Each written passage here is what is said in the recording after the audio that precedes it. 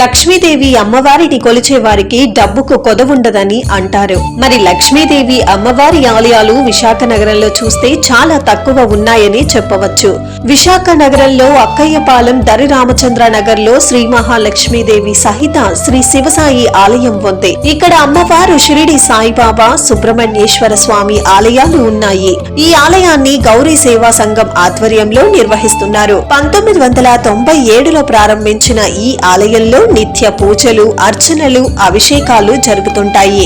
ప్రతి శుక్రవారం ఉదయం 7:30 నుంచి లక్ష్మీదేవి అమ్మవారికి పంచామృతాభిషేకం, అమ్మవారి అలంకరణ, అనంతరం భక్తుల దర్శనాలు జరుగుతుంటాయి.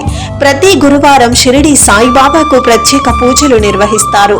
ప్రతి మంగళవారం సుబ్రహ్మణ్యేశ్వర స్వామికి అభిషేకం, అర్చనలు జరుపుతారు. ఈ ఆలయం విశిష్టత, పూజాధికాల వివరాలను అర్చకుడు మునికుమార్ శర్మ, గౌరీ సేవా సంఘం ప్రెసిడెంట్ సరగడం అప్పారావు మాటల్లో విందాం. అమ్మవారికి శనివారం కూడా జరుగుతాయి.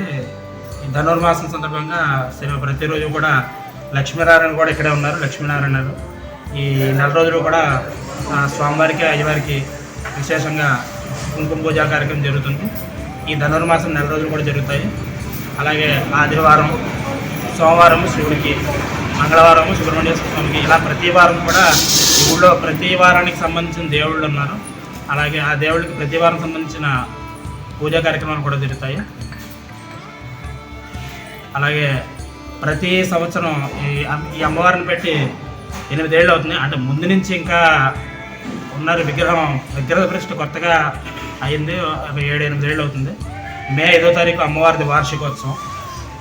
ఆ వార్షికోత్సవం నాడు 108 కలశలతో భక్తులందరూ కూడా ఊరేగింపు అది చేసుకుని కలశ స్థాపన అది జరుగుతుంది.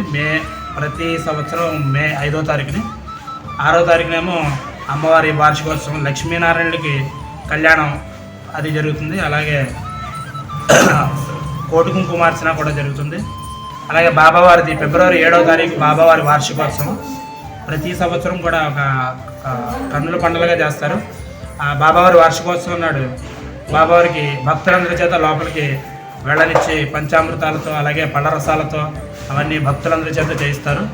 ప్రతి సంవత్సరం ఫిబ్రవరి 7వ తారీఖు బాబావారి వార్షికోత్సవం రోజున. అలాగే మధ్యాహ్నం దగ్గరగా ఒక 3000 మందికి బాబావారి భక్తులందరికీ కూడా బాబావారి తరపున అన్నదాన కార్యక్రమం జరుగుతుంది.